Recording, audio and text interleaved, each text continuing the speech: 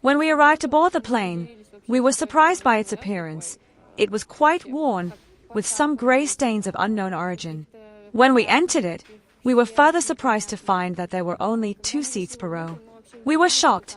Why were 3 of us seated in 1 row then? It turned out that only 2 people could sit together. During the flight, I looked out the window and saw these frightening images.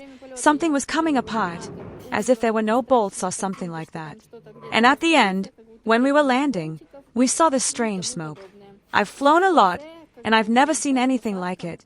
To be honest, maybe it's normal, but it was a shock to me. When I asked the flight attendant what it was, she told me that it was the air conditioning. Well, I was surprised, of course.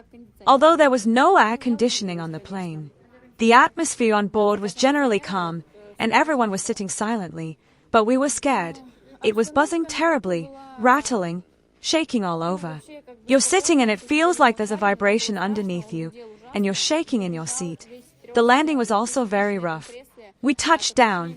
The landing was very hard, but I can't say anything about it because there are always rough landings, and the weather conditions weren't very good, but that's just a fact.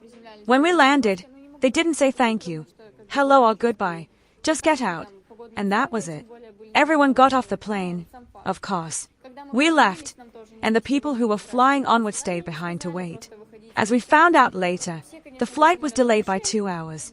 We can't say anything more about that. And by the way, we were supposed to fly on Angara Airlines plane, but we flew on an Angara Airlines plane. It was a joint flight with Aurora. No one warned us about that either. Well, in short, some strange things were happening. Well, thank God we landed. I feel very sorry for the people. My deepest condolences to everyone.